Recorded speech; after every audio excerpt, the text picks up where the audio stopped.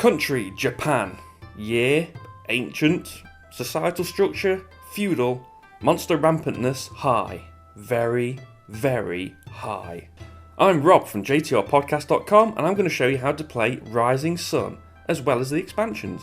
This is a game for 3 to 6 players, plays in about 120 minutes, is designed by Eric Lang and is published by Simon. You play as a clan of warriors in feudal Japan, use diplomacy, honour and huge monsters to control the various regions and temples and score the most victory points to win.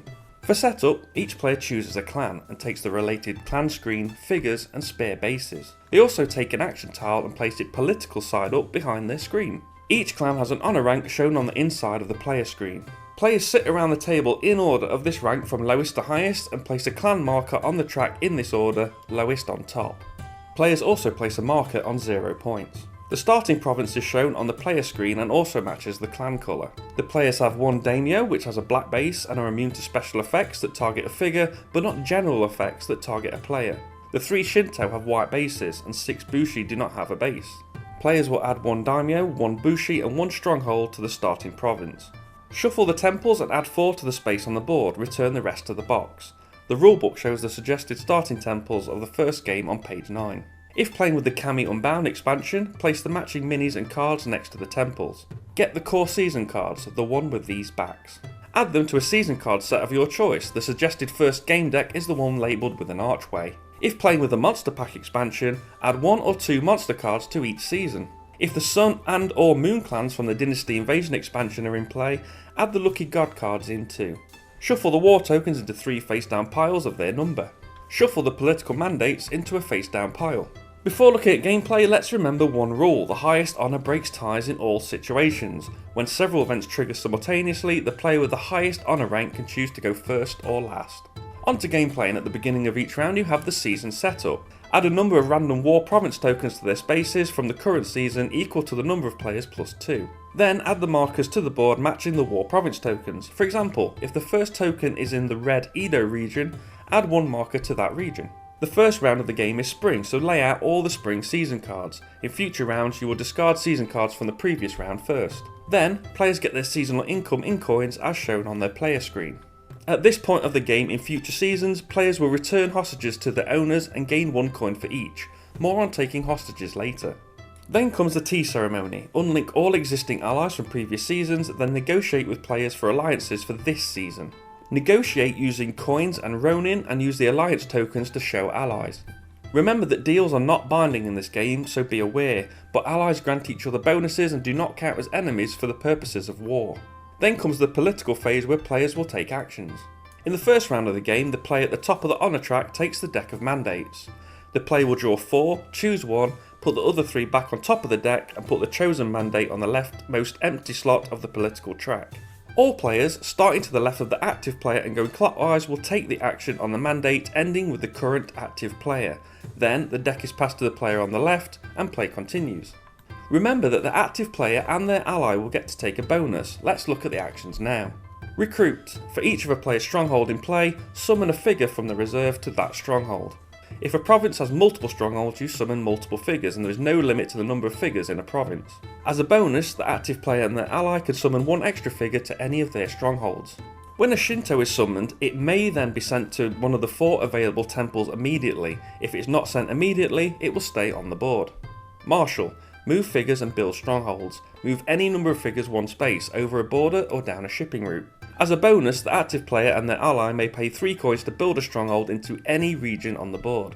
Train. Gain season cards. This is the only mandate that starts with the active player and goes clockwise. The player will take one of the available season cards, pay the cost and put it face up in their play area. The card is active immediately and multiples of the same card stack abilities. For example, Righteousness gives you a point for each of your figures killed. If you have 2, you'll gain 2 points per figure. Green enhancement cards enhance your clan. Red war upgrades give you benefits during a war. Blue virtue cards give you a bonus when triggering a certain ability. Lighter blue winter upgrades give you endgame points. Finally, brown cards are monsters. If a monster is bought, take the matching figure, attach a ring to the base and summon it immediately to a stronghold. As a bonus, the active player and their ally pay 1 coin less. Only the Sun and Moon clans can use these Lucky God cards, but they are prevented from using regular monsters. Harvest. All players gain a coin. For the bonus, the active player and their ally will gain resources in all provinces they have the most force. Each figure is worth 1 force unless a card or ability says otherwise. For an example of the harvest action, having the most force in Edo will give you 2 points and 2 coins. Betray. Choose any 2 non-daimyo, non-kami figures on the map from 2 different players, replace them with their own figures of that type. For example, if you remove a monster and a bushi, add a monster and a bushi of your own. The removed figures are not counted as killed, placed figures do not count as summoned, so Shinto cannot go to a temple. The betrayer loses 1 honour and breaks their alliance if they are in one, but they don't have to be in an alliance to use the betray action. Once one of these symbols is reached, the temples will activate left to right and are controlled by the player with the most force. The temples will allow you to move to the top of the honour track, marshal 2 units, summon a bushi in any province, take a train action, gain 2 Ronin, gain a point for each of your strongholds on the map, or gain 2 coins. If playing with the Kami Unbound expansion, the winning player on each temple takes the Kami card, a matching figure of any unsummoned Kami, and places it in any province.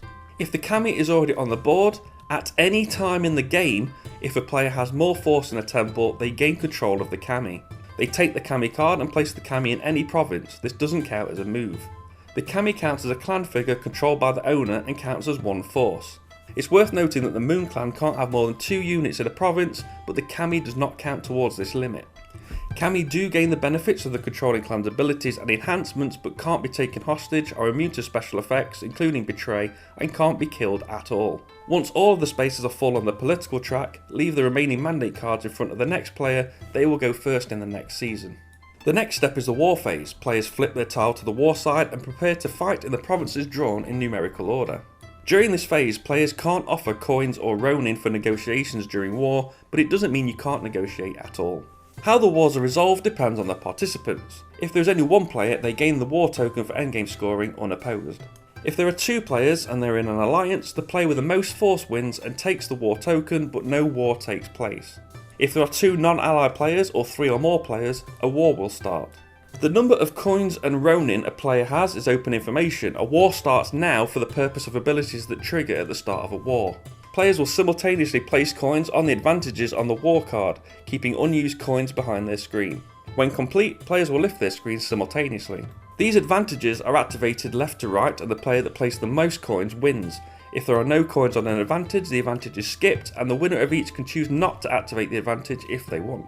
If all your figures in play are removed, you are still part of the battle, and each advantage is a separate event for the purposes of bonuses and effects. Let's look at them now. Seppuku.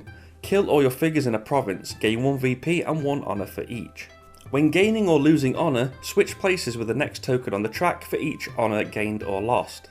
Take hostage. The player will take any non-daimyo, non-kami figure from any opponent in the warring province and put it in front of their screen. They then steal 1 victory point from that player. If that player has no victory points, they do not gain a point. Hire Ronin. Add any number of Ronin to the province, which adds +1 force for each Ronin they have. Ronin tokens are not spent, they will return to the player at the end of each war. Then, the player with the most force wins. If no figures remain in play, the player with the highest honour will win. Any figures in the war, not allied with the winner, are killed and the winner takes the war province token. Figures that trigger from winning a battle must be alive and on the board at this point to activate. The next advantage is Imperial Poets. The player will gain 1 victory point for each figure killed in battle, including by monster effects or seppuku. The losing players discard all their coins used for bidding for advantages. The winner will distribute the coins they used evenly to the losers, and the winner decides who will get the odd number of coins if required. After all the wars have been resolved, there is a bit of season cleanup. Players will return all coins and Ronin back to the supply. They then reclaim all Shinto from temples and return any Kami figures and Kami cards. Then, collect the played political mandates, shuffle the deck and return it to the next active player. Then go back to seasonal setup.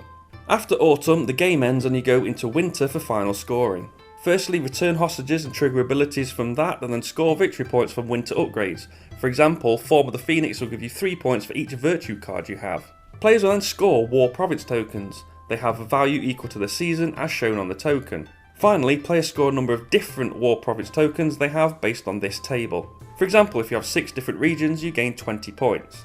The player with the most points wins, and if the tied players are allies, they both win. That's Rising Sun, an area control negotiation game. Please like this video if you found it useful, share it to let others know about it, and subscribe to the channel for more how to play videos as well as other board game related content. You can find me on Twitter at JTR Podcast and find my blog and podcast at jtrpodcast.com.